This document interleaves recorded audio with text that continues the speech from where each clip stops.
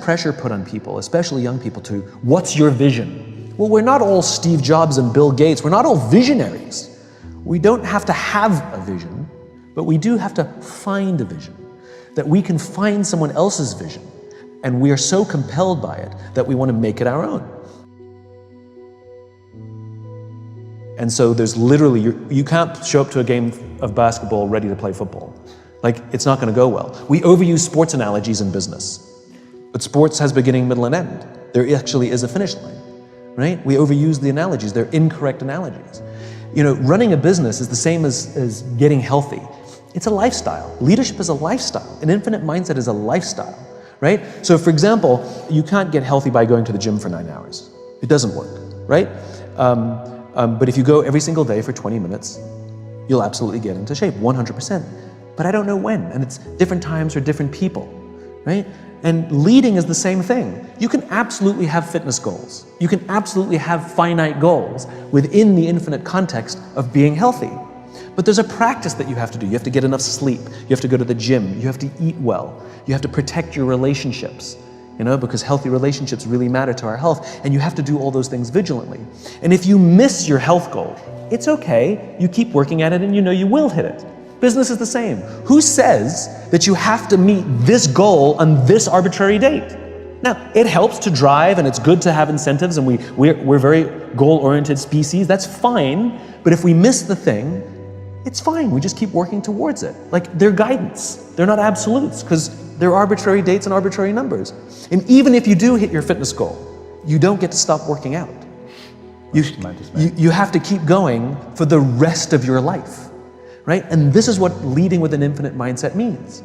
Here's an example. This is a normal scenario in business, right? We will give a team a target, a goal, to hit by a certain time frame, usually a year, because that's usually when we pay taxes, right? That's the only reason things are done in years, right? If we pay taxes every 18 months, all the goals would be 18 months, right? So we usually give people a financial target, and there's two teams. One that is driven solely by hitting that goal, because all they care about is getting their bonus at the end of that goal. Morale is up and down. If they happen to have a good month, morale is up. If they have a bad month, morale is down. Retention is terrible. They can't hold on to employees. Nobody really trusts each other. The boss is toxic. And right before the end of the financial year, they have some mad push where they're dropping prices all over the place and they manage to drive revenues and hit the goal, right? The problem is we bonus that team. We bonus that leader because of the goal they hit, right?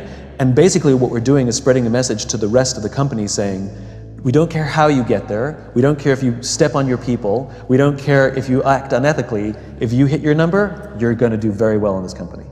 Versus another team that's doing extremely well. It's good, steady, slow growth, like really on target, you know? Not the highs and lows, the peaks and valleys. Morale is super high. Retention is amazing. It's a model team. They trust each other. They share information. And they miss their goal on the agreed upon date, right? At the end of the year, they're just shy of it. But clearly, you can see from the trend data, they're going to hit it at 13 or 14 months. The problem is we don't give that person anything. We don't give that team anything, right? And this is part of the problem. When you have an infinite mindset, absolutely have the goals, but the trend matters more. How you get there matters as much, if not more. And we pay attention to that. So even if I hit my fitness goal, I'm eating better, I'm sleeping better, my relationships are great, I'm going to the gym. Yes, I missed my goal, but I know if I just keep going, I'll hit it. I'm getting healthier and healthier, right? I just got the timing wrong. And this is what we need to build into business, that infinite mindset. Yes, have the goals. Yes, have the ambitions. Yes, have the annual targets. If we miss them, as long as we're doing the right things, we have the right lifestyle to take us there, that's a much healthier way to live a life and a much healthier way to build an organization. Ultimately, what I want people at home to be able to do is, if they're not a business owner, understand what to look for in that and understand how they can play a role in shaping it. So there are 5 practices in order to lead with an infinite mindset. You have to have a just cause. You have to have trusting teams. You have to have a worthy rival. You have to have a capacity for existential flexibility, and you have to have the courage to lead. So just cause. We have to give our people something to advance. A cause so just that they would be willing to sacrifice their interests in order to do so.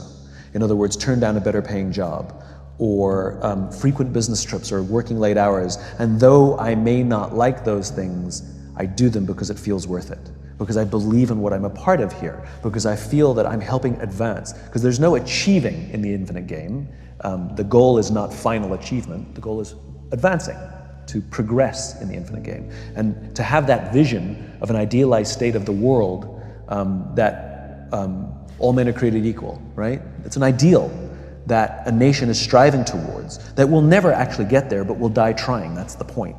And we can offer people the same thing inside an organization. In fact, we have to give them something to advance.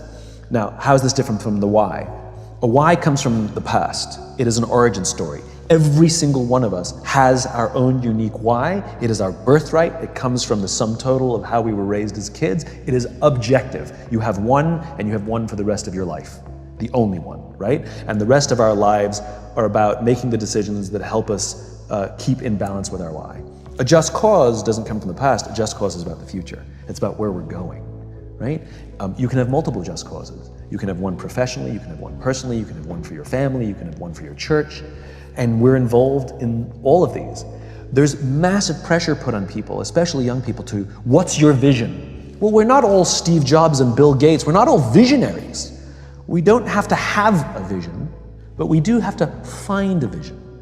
That we can find someone else's vision, and we are so compelled by it that we want to make it our own. That's what it means to go work for a company with a visionary leader, that we believe in that vision so clearly that we take their vision and we make it our own. And we will happily contribute our work, our effort, in order to advance what is now my vision.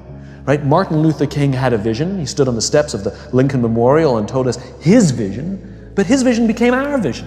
So I may not have come up with that vision, but I found it, and I'd like to devote time and energy to help advance it, even beyond him. We have to give our people a just cause. We have to have trusting teams. We have to create environments inside our organizations in which people feel psychologically safe enough to raise their hands and say, I made a mistake or I need help. The absence of trusting teams means we have groups of people lying, hiding, and faking.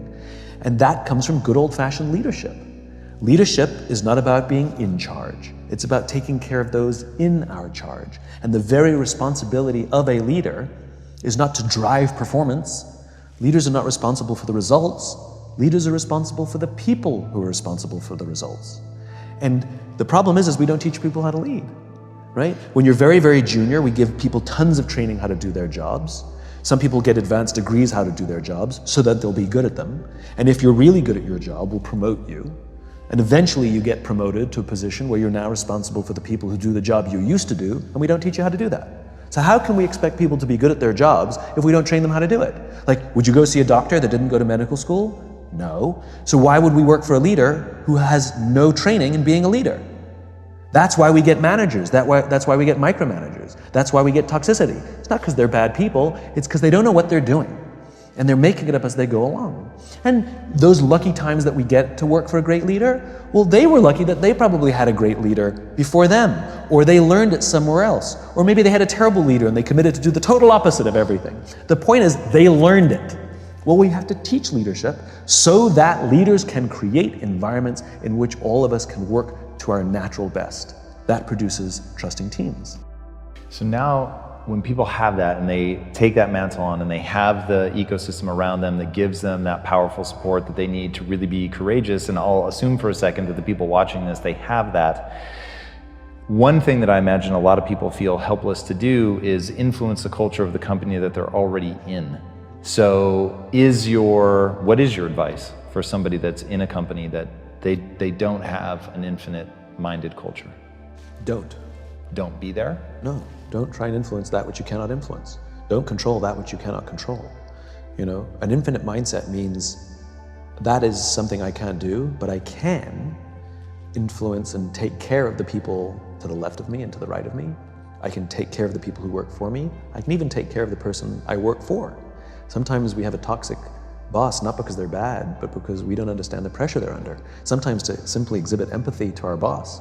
You know, hey boss, you were really harsh on us today. Everything all right? What's going on? I'm worried about you. You know, I'm here. Like we can succeed together. We're here to help you. You know, no matter where we are inside an organization, Leadership is not about rank or authority. Leadership is taking responsibility for the people around us. And so anybody on any team at any rank at any level can be a leader. The first choice is that we have to want to be. A dear friend of mine, Lieutenant General George Flynn from the Marine Corps, said that the first criterion to being a leader is you have to want to be one. So any of us can volunteer to be a leader. And that's what you do. You commit yourself to seeing that the people with whom we work on a daily basis love coming to work.